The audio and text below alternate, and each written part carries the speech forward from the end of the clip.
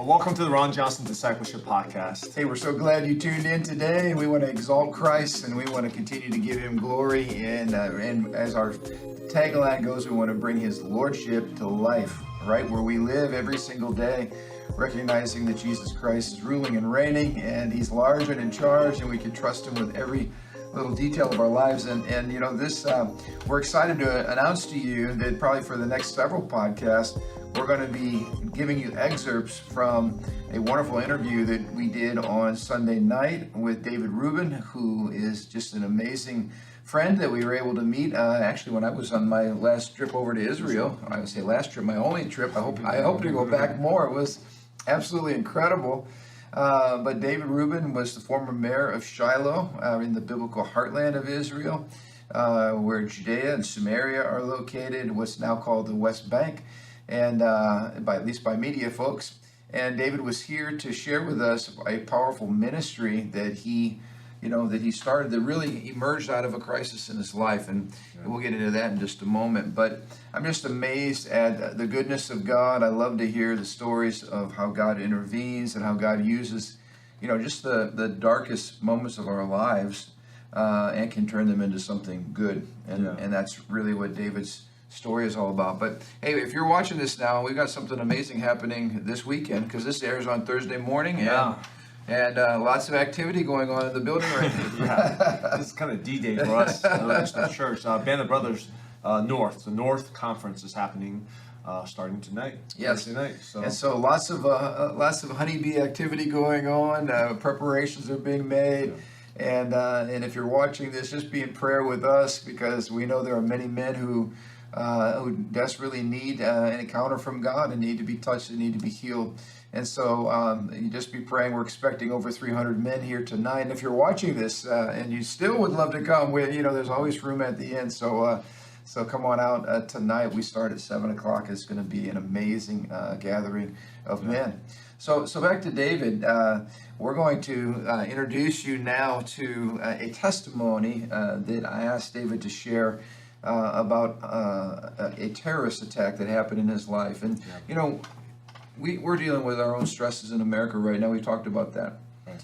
But I can't imagine what it's like living every single day under the threat of just your own life, the safety of your life. Like, you could be assassinated. There could be a bomb go off. You could have missiles launched into, your home. Right. That's your kids' schools. Yeah, kids' school. Yeah. So every day you just live under this ominous kind of existential threat, that's out there, and you're just not sure when evil is going to raise its ugly head.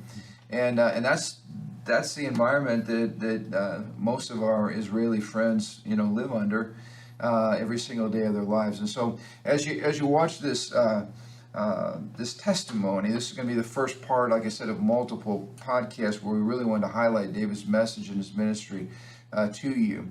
But this is the story of the assassination attempt, the terrorist attack that took place upon David and upon his 3-year-old son at the time. And as you watch this, I hope you're encouraged by the goodness of God over David's life, but over your life as well. So enjoy this testimony, and Andrew and I will be wrapping it up at the end with some important information. Well, I shared with some of you, I can't remember which service it was at, but probably a couple years ago, I had the pleasure of traveling to Israel with a group called Christians United for Israel. It was a group of pastors, and one of the highlights of our trip was being introduced to David and his precious family. We enjoyed a Sabbath meal together, and I told my lovely wife, I came home, and that was the highlight of my trip, because I was so moved by just seeing a godly husband singing over his wife, blessing over his kids. That happens in Jewish culture, every Sabbath. And I came home and I said, what would happen in American culture if we as Christians spent more time, guys, singing over our wives, blessing? Wouldn't that be great? Honey, let me sing to you. It was a beautiful blessing. And then what really rocked me was watching David lay hands on his children and speak a blessing over his children. And then I realized this is a regular occurrence every single week as you celebrate the Sabbath, what would happen if we as men of God in America were just more intentional about ministering to our kids in that way. So I'm just glad that you're here. What a treat. We've been trying to do this now for a couple of years. COVID has kept it from happening. But welcome to Crown Point, Livingstone's Church, and good old Indiana. You have not been to Indiana. Thank you. So if you saw on the video, one of the things David shared with us that night was just a powerful, powerful testimony of a moment in your life when the enemy really tried to snuff out your life and the life of your son. So maybe that's a good place to start. But I'm going to hand you the mic and let you run a little bit and share your story with us. Okay. Well, what you are speaking about is something that happened when I was in Israel I had been in Israel already for 9 years. And this was probably the most difficult year that Israel had ever experienced in terms of terrorism, in terms of the attacks. And Israel was literally under assault every single day. And there was not one day, not a one, when people were not concerned about the terrorism, were not concerned that maybe that day a wife or a husband, father, mother, children, that they would not come home that day. Literally, that was the situation. Well, one day I was, in fact, my wife and I had a discussion when we decided that the two of us would not travel anywhere together because we didn't want to make our children total orphans. And this was a situation. It was real. It was real. It was intense. And so what happened? Well, the day came when I had a toothache, and I told my wife I have to travel to Jerusalem to the dentist. And we're about a 1-hour drive from that dentist. But I said, I have to go. It was the last day of Hanukkah. Okay, Hanukkah is a holiday. It's known as a holiday of miracles.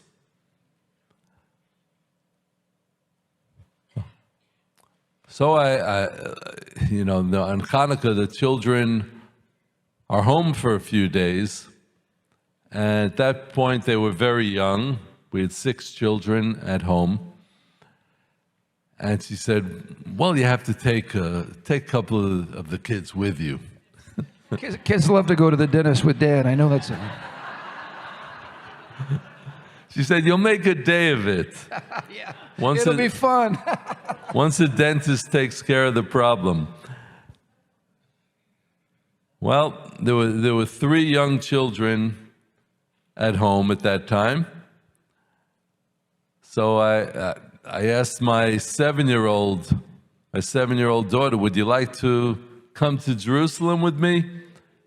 She said, no, I'm just going to stay home with my friends. I'm going to be playing with my friends. I asked my 5-year-old daughter, would you like to come to Jerusalem with me? And she said, well, are there Arabs there?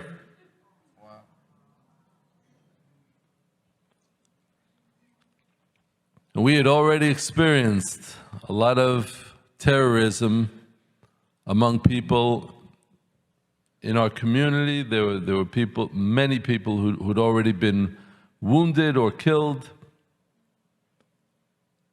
And I said, yeah, well, there are some Arabs there, but it's nothing that you need to be concerned about.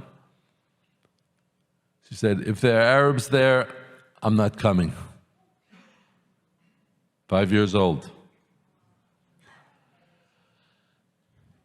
I said, well, I'll take our 3-year-old son. And he wasn't going to voice any objections. So my wife kind of looked at me like, she said, okay, at least that.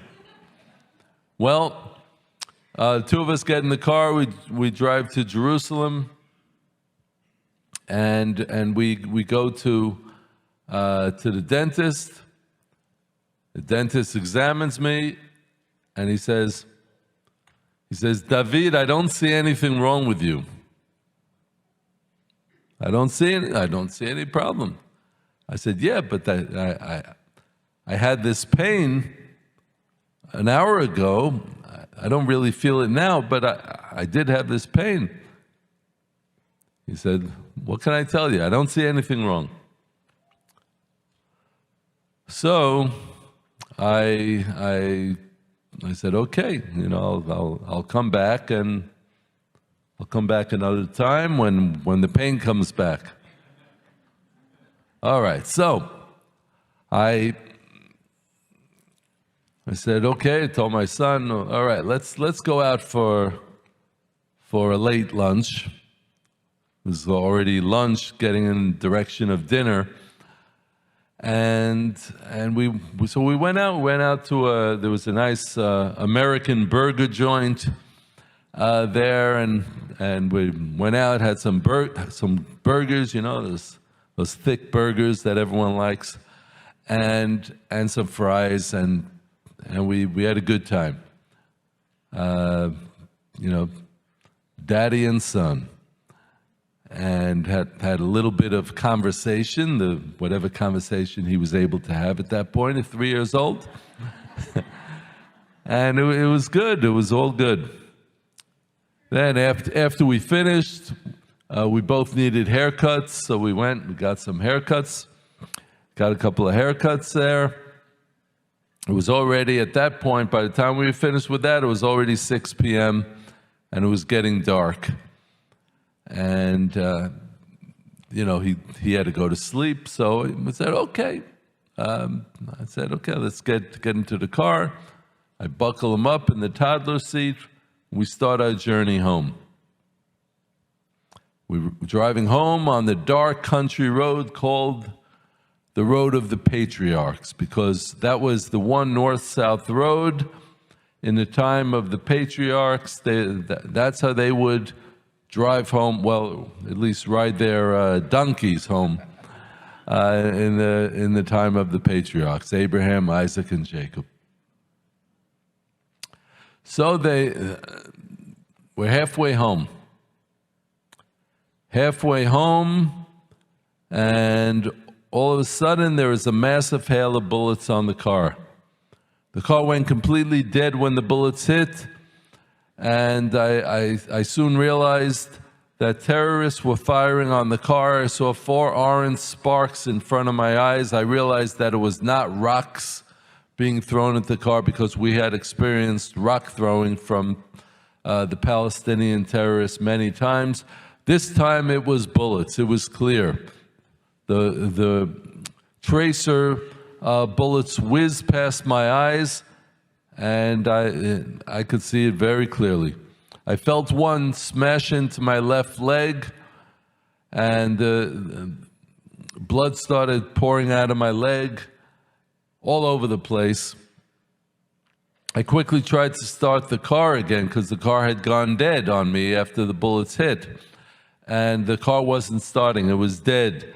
I couldn't get it to start. I shifted gears, park, drive, neutral, trying each time, turning the ignition. The car wasn't starting.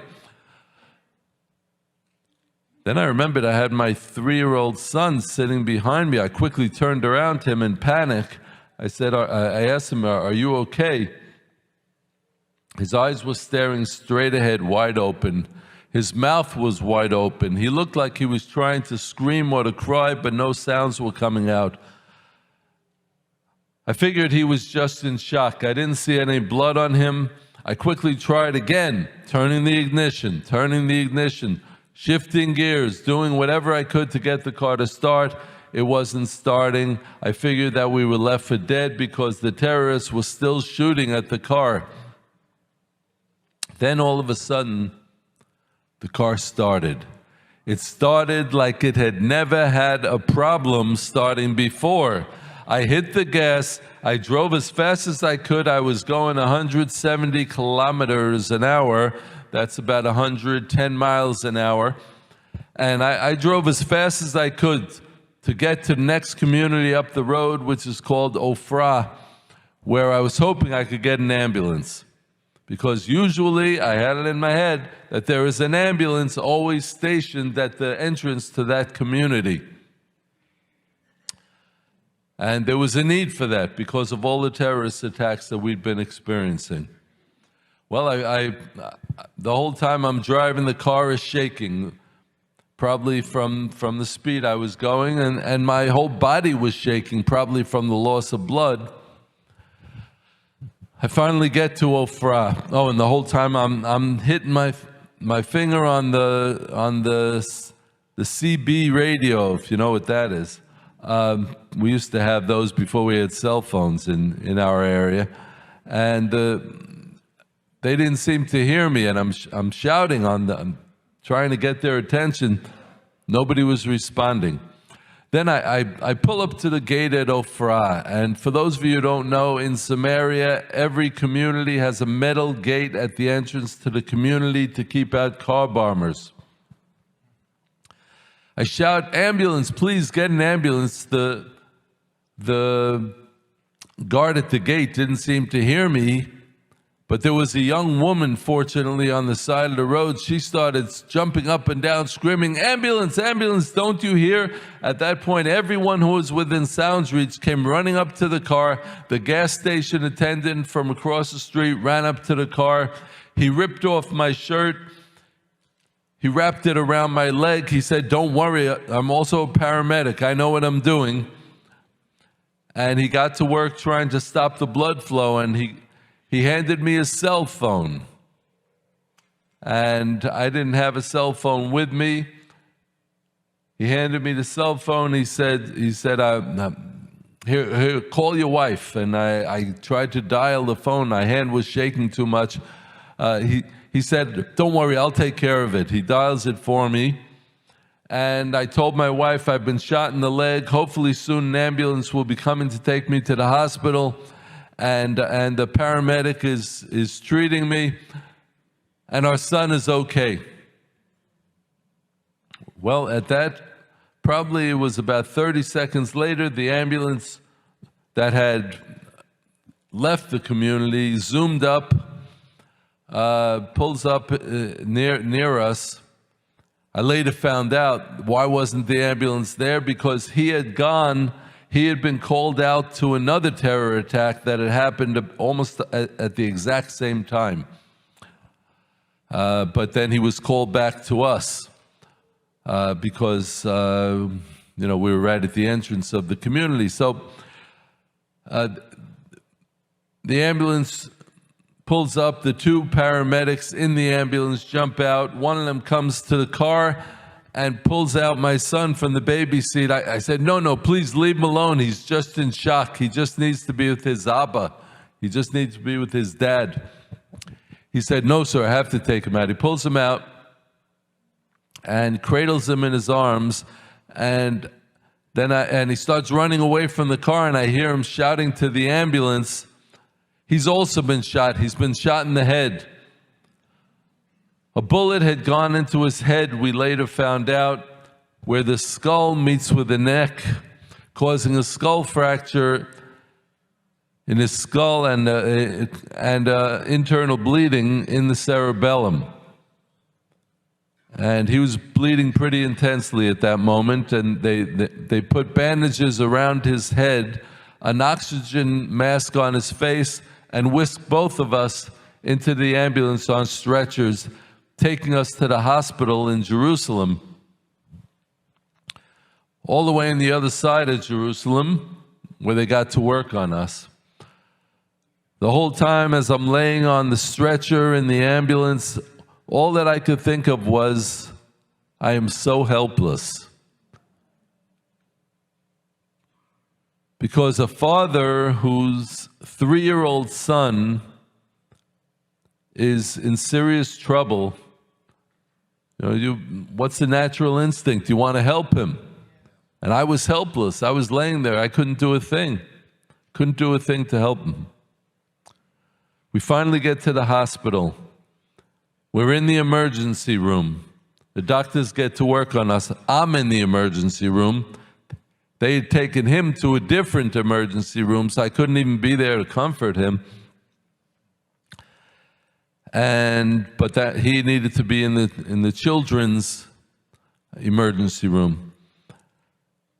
So they get to work on both of us, and after about 20 minutes, the head surgeon comes up to me and he says, "David, we're going to have to operate on both of you within about a half an hour, and I just want you to know that we'll do the best we can. We'll do the best we can for your son as well, and I think he's going to be okay, but we're going to have to do what we need to do. And there's someone else here who wants to speak to you." Well, I did notice there was someone standing next to him who I'd never seen before. He says, "I'm the public relations director for this hospital. I just want you to know that you are the 1,000th victim of terrorism to be hospitalized in this hospital in the past year and a half." Well, I wasn't quite sure what I was supposed to do with that dubious honor he's given me. I thought maybe I was supposed to get a prize. He said, "I'm just telling you this because the media is massed outside this emergency room. They want to come in and interview the 1,000 victim of terrorism and photograph you and your son. And as public relations director, I'm telling you, I will keep them away. I'll protect your privacy." And I thought for a moment, and I thought of all the terror victims that we already knew, and I thought of a friend of mine, a good friend of mine who had been killed in a terror attack just a few months prior. His body had been found in a cave near Shechem, near the tomb of Joseph. And I thought about it, and I said, "You know what? You bring them in here. I have what to say to them." All the frustration of that past year built up in me, and I felt like I had to tell a story. I brought them in, they came in, and I've been telling the story ever since. I tell this story not because of our personal trauma, even though we've had a lot of that in my family, but I tell the story not because of any political opinions that I have that I wanted to deliver, even though I have those too. I tell the story because it's a story of miracles. I was shot in the left leg. Those terrorists were on the side of the road with AK-47 assault rifles shooting at the car. I thought they were on the left because it was a pitch black night and there were no lights on the road. But they were shooting from the right side. And I know that. I discovered that very quickly because the wound in my leg was much bigger on the left side, and it's always much bigger on the left side when they're shooting from the right side. And these were bullets from AK-47 assault rifles. They go in and they move around, they do their damage, and they come out in a much bigger way. Anyhow, they were shooting from the right side, and the bullet that went into my leg and through my leg missed my right leg, enabling me to drive my automatic car to get to that ambulance. Number two, the bullet that went into my son's head and through his neck missed his brainstem by 1 millimeter. Well, those are just two of the many miracles, but those are examples of the kinds of miracles that it takes a spiritually trained eye to see. Your average atheist will look at that and arrogantly tell you, well, your left leg must have been up in the air, that's why the bullet missed. Or, sure, well, your son was probably leaning forward, and that's why the bullet missed his brainstem. And then you can argue with that atheist back and forth, and nobody will convince the other, probably. Well, in Judaism, we have two kinds of miracles. We describe two kinds of miracles. There are the hidden miracles, and there are the revealed miracles. The revealed miracles are like that miracle on Mount Sinai when all of the people of Israel were looking at the top of the mountain where Moses was up there for 40 days and 40 nights with the Almighty. That's a revealed miracle. It wasn't like the top of the mountain caught fire accidentally. And then, of course, the splitting of the Red Sea. Those are revealed miracles that can't be denied by anyone. Well, I have news for you. There are revealed miracles in our times as well in the land of Israel today. Amen. And God is performing miracles that we have seen in so many of these terrorist attacks. And, well, on my 5th day in the hospital, I get a call from the car mechanic. A nice fella named Erez from Jerusalem. I just saw him a couple of weeks ago. And Erez says to me, David, I just want you to know we have the car. We've started ordering parts. There are 49 bullet holes in that car. It's going to be very difficult to fix, but we will do our best, so don't worry. I said, don't worry, are you serious? I'm laying here in my bed on my back. My leg is attached to some device that's supposed to be prepared for the next operation, which was plastic surgery that was soon to come. My son was sleeping in the intensive care unit. He was sleeping 22 out of 24 hours of the day. And when he was awake, they would wheel me to him once a day in my wheelchair so I could visit him. And he couldn't lift himself up in his bed. He had almost total memory loss. He didn't remember his sisters who came to the hospital to visit him. He didn't remember the picture. His friends, his 3-year-old friends, made pictures with their names on it and sent it to him in the hospital. He didn't remember his friends. I read the names. I said, you're asking me about the car? I don't care about the car anymore. The car's not important. He said, David, I'm just calling you because I have to ask you a question. Then there was silence on the other end of the phone for a few seconds, and then I heard a faint voice who almost didn't sound like him, asking me, why can't we start that car? Now, a chill went down my back when he said those words, because I know that I could not start that car when the bullets hit, and it went dead. And I know that I tried over and over, shifting gears to get that car to start. I eventually, the car started. And it started as if it had never had a problem starting before, and I drove that car 170 kilometers an hour, 110 miles an hour to get to that ambulance.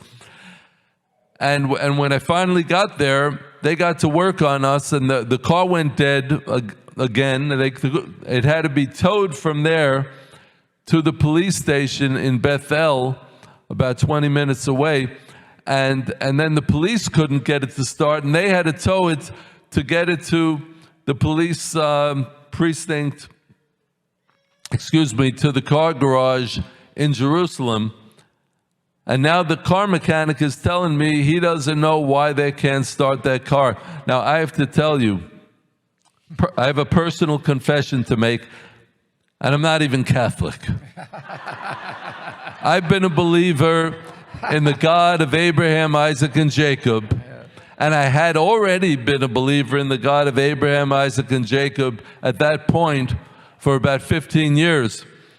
But the truth is, up until that very moment, I still had some of that old New York City skepticism, shall we call it, about personal miracle stories. But I'm not a skeptic any longer, because we were just lifted up on God's wings to get us to that ambulance.